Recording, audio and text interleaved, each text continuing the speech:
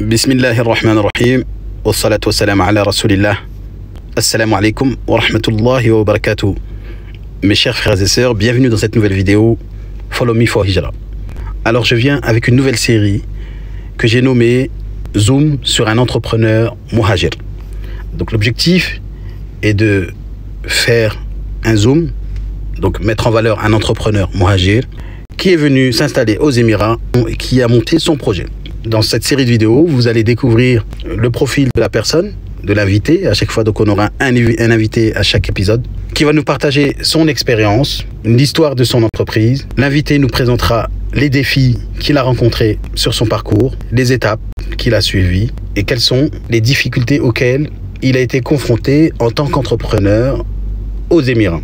Et donc, comment il a su s'adapter, proposer, à quelle étape de son projet se trouve-t-il? Est-ce qu'il est au début, au lancement, ou est-ce qu'il est dans une phase avancée?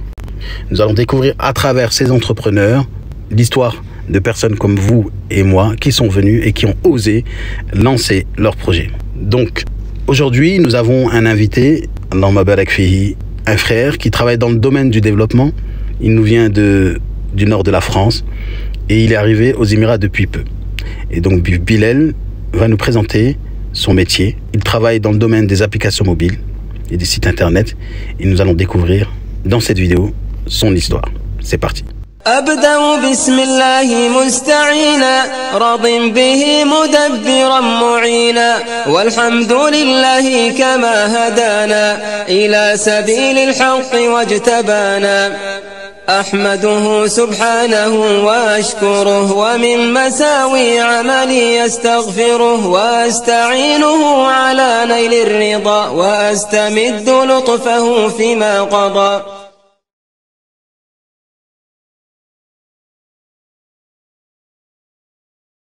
Assalamu alaikum wa rahmatullahi wa barakatuh. Akhouna Bilal, kif al-hal, bikhair. J'espère que tu vas bien, mon frère. Wa alaykoum salam, ça va, alhamdoulilah, barakallahu fik. J'espère que toi aussi tu vas bien. Alhamdulillah, ça va très bien, barakallahu fik, sur cette belle journée, masha'Allah, à Sharika. Donc, tu habites à Sharjah, c'est ça, hein? C'est ça, exactement. J'habite ici, à Al-Majaz 2. Comment tu trouves ce quartier? Moi, j'aime bien, j'aime beaucoup. On a beaucoup de choses ici. Avant que je vienne ici, j'entendais souvent les gens qui disaient ouais, quand tu vas aux Émirats, il faut obligatoirement une voiture. Moi, je suis ici à Al-Majaz, j'ai pas de voiture et alhamdoulilah, il y a tout ce qu'il faut tout près. Ouais. C'est vrai que c'est quand même un plus d'avoir une voiture, mais il y a des endroits où ça dépend où est-ce que tu es en fait. Voilà, donc à Majaz, en fait, c'est idéal pour ceux qui vivent en famille. Par exemple, si tu as voyagé, tu peux laisser ton épouse, elle a tout à disposition. Ouais, exactement. Ouais. Tout est à disposition et en plus, c'est sûr. Il y a pas très longtemps, ouais. on était ensemble d'ailleurs, si tu te rappelles. On a le petit qui traversait la rue, qui est un passant, il ne connaît même pas. Enfin, il connaît même pas. Il a pris, il l'a aidé à traverser. Donc, les gens, ils aident. Ils sont bienveillants en fait. Ouais. Machallah. C'est vrai, on sortait de la mosquée, il y a un petit qui voulait traverser, il venait de la mosquée, et on a vu un homme qui venait aussi de la mosquée, qui l'a aidé à traverser, il a même, je sais pas, donné un bonbon, quelque chose comme ça. Donc c'est vrai que les gens, ils sont bienveillants, machallah. C'est comme une grande communauté musulmane qui vit dans ce quartier, qui est dans ce quartier. Et aussi, c'est quand même un quartier très agréable parce que le Majaz, en fait, finalement, c'est le lagon qu'on a tout autour. Ouais, c'est ça. On a un grand parc, je sais pas, il y a combien, il doit avoir 200 mètres. Après, le parc, il est énorme, donc pour faire le tour, c'est trop, surtout s'il fait trop chaud. Mais il y a le parc, il y a le lagon, il y a les centres commerciaux, il y a tout ce qu'il faut ici. On est bien, alhamdoulilah. Alhamdoulilah, mashallah. Donc voilà, toi, tu as atterri ici avec ton bagage, ton expérience, ton métier en main. Donc tu es développeur. iOS, d'accord. Donc, parce que moi, j'ai tendance à confondre. Quand je dis développeur, j'ai l'impression que web doivent suivre derrière. Ouais, non, il y a plusieurs sortes de développeurs. Il y a les développeurs web. Après, il y a même les développeurs front, les développeurs back. Il y a les développeurs mobiles, les développeurs hybrides. Ouais, il y a un petit peu de tout. En fait. Ouais, moi, c'est de l'iOS, c'est-à-dire je développe sur tous les produits Apple. D'accord. Et donc, sinon, si on monte d'un cran, ce serait développeur mobile. D'accord, donc iOS et mobile, c'est différent? Bah, mobile, ça veut dire que tu vas... Mobile, c'est général. Mobile, ça peut être un iPhone comme un téléphone Android. Ouais. Voilà, t'es spécialisé. Moi, ma spécialité, c'est iOS. Donc, je fais des applications natives, c'est ça ma spécialité. D'accord. Après, sinon, il y en a qui vont développer en hybride.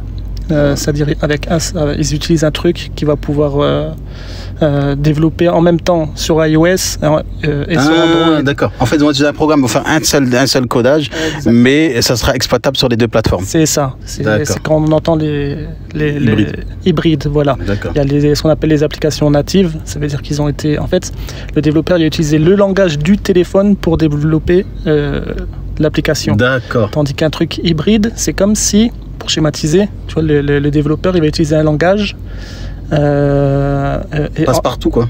C'est pas passe-partout, en fait il y a l'application qui va faire et il y a le téléphone. Et entre les deux il va mettre comme un traducteur. D'accord. Et donc forcément c'est une qualité quand même inférieure par rapport à une application native. Alors je dis pas que les applications hybrides sont nulles. Aujourd'hui on peut trouver des bonnes applications hybrides. Il y a même des grosses marques qui utilisent des applications hybrides. Ça dépend le besoin.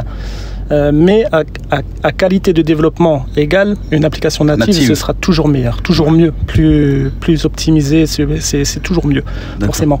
Après, le problème des applications hybrides, ou alors même ce qu'on appelle les applications web, alors là, c'est le bas de gamme de tout. D'accord, donc là, les développeurs web, ils vont pas être contents, mais bon, après, c'est une façon de parler, c'est peut-être un petit peu radical ce que je dis, mais c'est une façon de parler. On peut trouver des bonnes applications web, mais... moi je dis souvent c'est des fausses applications. Ce qu'on appelle les web apps, c'est ça? C'est ça, exactement, c'est ça. D'accord. On peut faire des trucs pas mal avec, mais c'est pas une vraie application dans le sens où tu peux pas l'exploiter 100% des capacités du téléphone. Aujourd'hui on a des téléphones qui sont hyper puissants, les iPhones ils ont des capacités extraordinaires et tu peux pas utiliser toute leur puissance. D'accord, donc c'est des termes assez techniques, mais moi ça me parle parce que j'ai travaillé un peu dans le domaine quand je suis arrivé aux Émirats à travers le développement d'applications Melto notamment. Vous connaissez déjà l'histoire, machallah. Et donc toi tu as choisi la voie de l'entrepreneuriat plutôt que la voie salariale, ou dans quelle situation tu es actuellement? Parce que j'ai vu que ceux qui ont ton profil, en fait, souvent quand ils viennent aux Émirats, ils postulent sur des emplois bien précis sur Dubaï, ils essaient de cibler des grosses sociétés, et toi tu es entrepreneur. Moi, en fait, je suis arrivé ici au mois de janvier. Et je suis arrivé ici en tant qu'employé. D'accord. Je suis venu, en fait, en France, il y a une fois, une personne qui m'a contacté parce qu'elle avait utilisé une de mes applications. Et elle avait une question un petit peu spécifique, un petit peu plus précise. Elle avait besoin d'un renseignement plus truc. Donc, elle est rentrée en contact avec moi directement. Je lui ai répondu.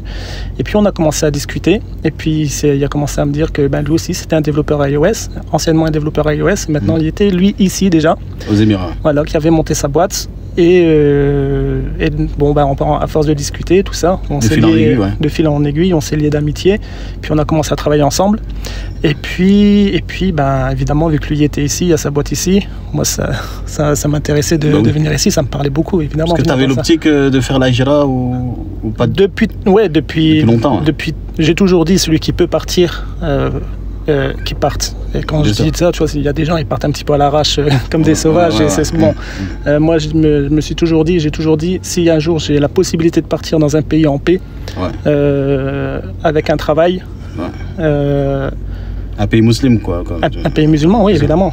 Je le ferai, Inch'Allah. Et c'est ce qui s'est passé. Voilà, là, c'était l'occasion, j'ai sauté dessus. Voilà. Donc, je suis arrivé au mois de janvier en tant qu'employé. Et puis, subhanallah, c'est une histoire incroyable. Peut-être ce sera le sujet d'une autre vidéo. Oui. Mais en fait, subhanallah, c'est incroyable. Mais je suis tombé sur... c'est dur, les paroles que je vais dire, mais c'est le couple de plus gros hypocrites que j'ai pu trouver de ma vie, subhanallah. Ils m'ont mis dans une situation incroyable. Mais khayr incha'Allah. Et du coup, en fait, ils m'ont lâché du jour au lendemain. Alors que je venais d'arriver, presque ça faisait 2 mois que j'étais ici. Ils m'ont lâché alors qu'ils savaient, ils sont au courant de tout. Moi, je venais de France, j'ai tout abandonné en France. Et 2 mois, ils le savent très bien. 2 mois que je suis ici, donc je viens de m'installer. J'ai rien ici, je viens d'arriver. C'est comme si tu étais venu avec la sécurité de l'emploi en terre d'islam. Tu as pris tes bagages, ta famille, tu as tout abandonné de l'autre côté et tu es arrivé, en fait, en gros, on t'a lâché.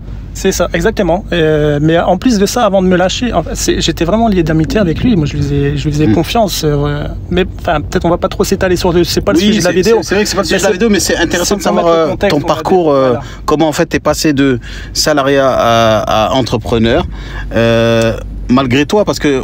C'est ça, c'est voilà. Malgré moi en fait. Donc ils m'ont lâché, et c'est incroyable parce que c'est vraiment de l'hypocrisie. Ça faisait plus d'1 an que je travaillais avec lui, moi je lui faisais vraiment confiance, et en fait après le jour, il m'appelait un vendredi soir pour m'annoncer, genre en plus pour lui c'était pas grave, mais il me dit bon bah je peux plus te payer, nanana, Agib. Et en fait à ce moment-là, en fait c'est comme si son voile qui avait mis, la couverture qu'il avait mis sur lui, en fait elle a commencé à se décrocher, et je me suis rendu compte, je commence à mettre les choses bout à bout, mais en fait ça fait plus d'1 an, il est en train de se moquer de moi en fait, il m'a juste utilisé et puis c'est tout. Et subhanallah, du fait bon bah le temps il continue à passer, et puis en fait le voile qu'il y avait sur lui est complètement tombé.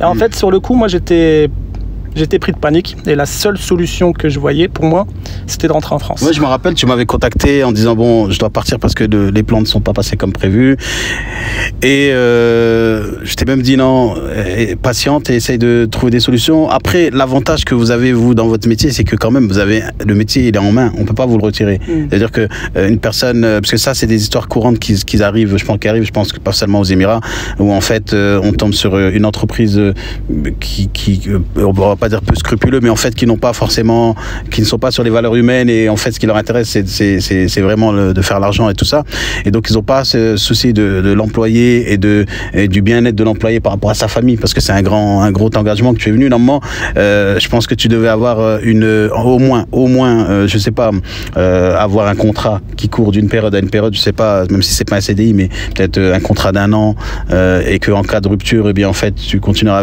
à percevoir des salaires pour pouvoir justement t'aider à rebondir. Sauf que là, en fait, t'es tombé du vide. C'est ça. C'est ça exactement. Bah, tu parles de contrat. En fait, moi, quand je suis arrivé, 2-3 jours après, il m'appelle et il me dit ouais, bah en fait le contrat, je savais pas, mais c'est 8 heures par jour, 6 fois par semaine. Donc pour moi, c'est énorme. C'est énorme quand on est dans le. Bah, je suis pas venu ici pour passer ma vie dans un travail. Je suis venu ici pour. J'ai du temps pour la religion. Regarde, j'habite un appartement. Devant, à 30 secondes, il y a une mosquée. Derrière, à 45 secondes, il y a une autre mosquée. La mosquée qui est devant, on dit la petite mosquée, parce que c'est par rapport à la mosquée qui est derrière. En comparaison, mais c'est déjà une grande mosquée. La petite mosquée, déjà, elle est énorme. Elle prend facilement 2000 personnes. Elle est énorme. Franchement, elle est énorme. Elle est simple. En fait, on l'appelle petite parce qu'elle est simple par rapport à l'autre qui est derrière. Même si l'autre derrière, elle reste simple elle aussi. Mais elle est, voilà. Et alhamdoulilah, on a beaucoup de chance d'être ici. Je pense vraiment que c'est, malgré ce qui m'est arrivé, ce qui m'arrive, Allah subhanahu wa ta'ala, c'est des épreuves d'Allah subhanahu wa ta'ala. Mais il y a quand même ce khayl d'être ici pour faire la religion. C'est le top. Il n'y a rien de mieux. On peut même pas comparer. Tu vois, je serais rentré en France. Donc, je disais en fait quand ça m'est arrivé, j'étais pris de panique. La seule solution que je voyais, la seule issue que je voyais, c'était de rentrer en France. C'est toujours ça en fait, subhanallah. C'est ça, mais pas parce que dans mon cas, pas parce que ce serait un simple retour en France, parce qu'en France j'avais plus rien, j'ai même pas de quoi où aller. C'est juste que en fait, vu que j'avais plus rien, plus d'entrée d'argent. Il fallait que je rentre vite, avant que je peux même pas payer les billets d'avion pour rentrer. Pour retourner, c'est-à-dire je serais rentré et puis arrivé là-bas, voilà, je suis là-bas mais j'ai rien. Et alhamdoulilah, t'as décidé de rester. Et alhamdoulilah, en fait, j'ai notamment parlé avec toi, et puis j'ai beaucoup réfléchi. Donc il m'avait appelé, c'était un vendredi, j'ai passé le week-end à réfléchir là-dessus. Et le lundi, le mardi, il se passe encore des trucs, hein. Et en fait, c'est du, si je me trompe pas, c'est du vendredi en fait. Je me dis, je vais porter plainte.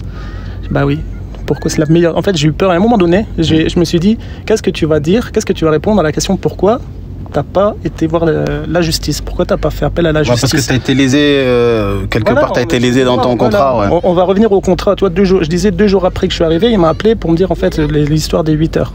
Et en fait, moi je lui dis, j'ai jamais signé de contrat qui dit une telle chose. J'ai jamais. Je dis, mais bon, maintenant vu que je suis ici, tu vois, t'as une épée au-dessus de ma tête. Si tu veux, le contrat que tu veux m'imposer, c'est par la contrainte. Surtout que ça doit être bel ettifaq. Voilà, moi je lui ai dit, si tu veux, d'accord, si tu veux. Mais moi, je me suis beaucoup impliqué pour lui. Je dis, si c'est comme ça, tu vois, je pourrais plus. Je peux pas faire. Et donc ce jour-là, tu vois, il m'envoie le contrat, il me dit merci, regarde, il y a ta signature, et sur le contrat il y a ma signature, mais j'ai jamais signé ce contrat. En fait, ils ont pris ma signature du passeport et ils l'ont collé sur le contrat. Ah, je sais pas, aujourd'hui, je sais pas c'est qui a fait ça. Soit c'est eux, soit c'est leur partenaire. En fait, il y a des histoires de partenaires. Ils sont dans une free zone et il y a une truc de partenaire. Le typing ou quelque chose. C'est un des deux. C'est soit eux, soit un des deux. Et sur le coup, eux, en fait, ils m'ont dit, quand j'ai montré, regardez, c'est la signature de mon passeport, ce contrat-là, j'ai jamais signé, je suis pas d'accord avec ce contrat. Ils ont dit que c'est leur. Ils m'ont pas dit parler de partenaire. Je savais pas que c'était leur partenaire. Mais en fait, ils m'ont dit que c'est leur prestataire. Prestataire, ouais. Ça veut dire celui qui a dû sûrement. Parce qu'ici, on a toujours des intermédiaires pour l'histoire de papier, de contrat, tout ça. Et bon, il y a des choses comme ça. Moi, la plupart des gens qui font l'Iqama ici, en réalité, ils ont un contrat qui est associé à l'Iqama, mais ils l'ont jamais lu, ils l'ont jamais signé. Mais là, c'est dans le cas où c'est juste l'Iqama. Mais dans le cadre d'un travail, le contrat doit être lu, révisé, approuvé, et ça doit être un commun accord entre les deux parties. Exactement. Et là, un contrat comme ça, tu vois, c'est évidemment que je l'aurais lu, j'aurais fait un minimum attention. Et rien que cette clause-là, tu vois, il y a des autres trucs. Mais rien que cette clause-là, 8 heures par jour, tous les jours, du lundi au samedi, tu vois, c'est énorme. Avant de m'engager, tu vois, un contrat, c'est un contrat. Donc t'as dû le faire, ça? T'as dû le faire? Non, moi je lui ai dit non. Ah, t'as refusé, ouais, bien sûr. Mais quand même, tu vois, on s'est embrouillé, on s'est disputé à cause de ça. Sur ce sujet-là. Sur ce sujet. Et je l'ai envoyé, j'ai dit, regardez, ça, c'est pas ma signature. Enfin, c'est ma signature, mais c'est pas moi qui a signé, tu vois. Je vais pas mettre la signature de mon passeport dessus. Tu vois, c'est pas possible, je peux pas. Voilà, bref. Et ils ont reconnu quand je leur ai montré, alhamdoulilah, tu vois, j'ai les preuves aujourd'hui de ça, que les traces de la conversation. Mais enfin, donc, ça, c'était donc au début que j'arrive. C'est pour ça, tout à l'heure, j'ai dit. 2 mois plus tard, quand il m'appelle le vendredi, je commençais à mettre tout bout à bout. En fait, il se moque de moi depuis le début. Ouais, en fait, tu t'es rendu compte en fait que tu étais comme dans un piège finalement. C'est ça. Il y a tous des petits détails comme ça que j'ai réussi à mettre, enfin que du coup tu mets bout à bout, et tu dis en fait, je me suis fait avoir, subhanallah. Bon, khair, aujourd'hui j'ai déposé plainte et l'affaire elle est en cours, Inch'Allah, khair. Mais ce qui est intéressant, c'est que tu sais, toi tu es dans un domaine de créativité, voilà, c'est à dire que là cette difficulté, elle te met pied au mur, et donc elle te pousse à justement innover et ramener ta créativité et ramener une solution pour les petites et moyennes entreprises. C'est ça ton projet? C'est ça, exactement. Donc au début, face à cette situation, pris de panique, je me suis dit, il faut que je rentre en France. Et en fait, rentrer en France, c'était pas la meilleure solution. Aujourd'hui, je serais en France, je serais dans la même galère, sauf que je serais en France. Donc ce sera encore pire en fait. Et j'ai trouvé la voie la plus droite, c'était de rester.